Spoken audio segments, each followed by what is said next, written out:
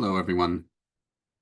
This video, I want to discuss something that's done in the content related to graphs and some of the ways that we um, apply algorithms to these graphs to find Hamiltonian circuits and Hamiltonian paths.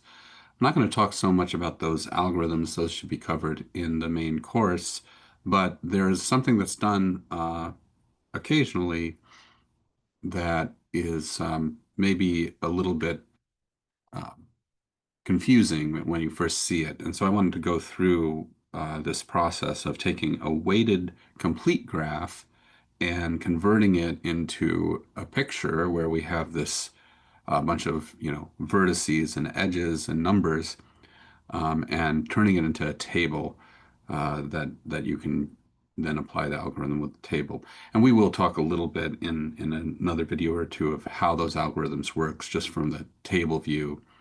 Um, uh, those will be in another page in the module. So what you do for this conversion is you have your vertices labeled A, B, C, D, E, F in this example, and in other examples you may have more vertices or names or whatever. However you label the vertices, you've got some labels. Those labels will be making up the headers for the columns and the rows. So you'll have both rows and columns with the same headers laid out, Leslie. And then what you need to do to convert this weighted graph into a table is you need to ask what goes into all of the non-shaded entries. The shaded ones you leave blank. Um, and the reason the shaded ones are left blank is because that will have an A and an A, and there's not going to be an edge between a vertex and itself, at least in these graphs that we're dealing with. So what you do is you look at this entry. This has row A, column B, and you look for the vertices A and B, and you look at the edge connecting them and find the weight of that edge. And when you find that, you just enter that in. So that's going to be 1, B, or sorry, AB is not that. I'm talking about AC now, sorry. AC is going to be A and C, and that's going to have weight. Oh, I have a typo here. So that's going to have weight 6. So let's write 6 in here. And a D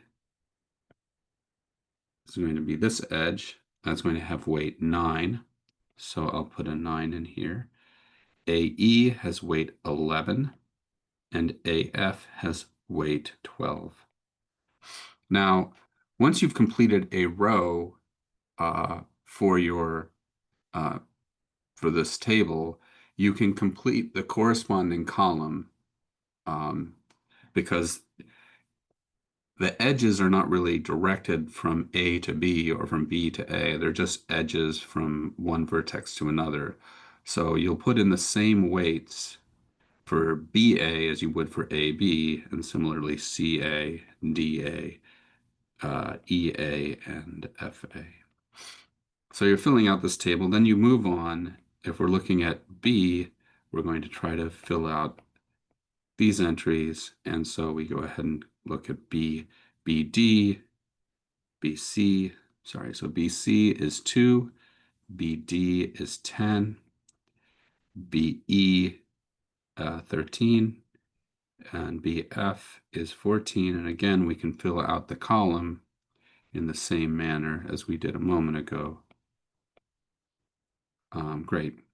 And then finally, okay, well, C, finally, let's continue with C. So C is CD. Gotta make sure I see where I'm. CD is here, CE is here, and CF is here. I think that the 6 was meant for CF. So let's label that. And we'll get 3, 5, and 6. I guess that was a 4. Okay, well, I'll leave it as a 6. And then for again, we'll finish making the column.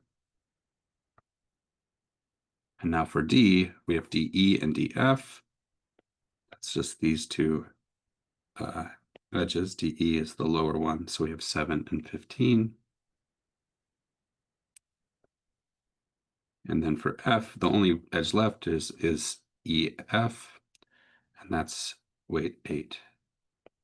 And we filled out the table. And so now the idea is this graph here is fully, the weights are fully represented in this table. So you don't,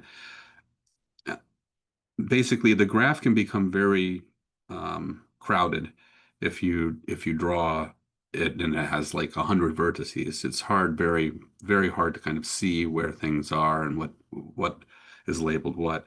Whereas if you have a table, you can sort of enter that into a spreadsheet or a computer and manipulate it arithmetically and work with it. But of course, if you can go one way, you can go the other. So you can also take a table that is set up so that the entry in the BA is the AB. So this is got some symmetry there. If you have a table like that, you can label the complete graph with weights, and this is just reversing the process. So if we look at the row here, we have AB is 17, AC is 32, AD 11. AE 44, AF 12, you can just go ahead and label all of those those as such. So we have 17, 32, 11 here, 44, and 12. And, continuing, you can sort of fill in the remaining bits. So for B, you would get 7, 31, 39, 32. And here I'm looking at the entries and I'm just putting in the numbers according to the row. And I'm only filling in the numbers just for this part. So if I want to fill in the numbers here, I have a 70, 89, 9 from C, but that's starting at D, E, and F. So this is going to be 70, 89, and 9. And then the remaining 3 is from D, E, D, F. So that's going to be 35 and 52, and then a 3 here. And then you get a fully labeled graph from this table. So you can kind of go from here to here, or you can go from a labeled graph to a table that way. And the same information is encoded in either representation, and you'll want, sometimes it's more useful to use one over the other. Just depends on sort of the problem and how many vertices you have. All right.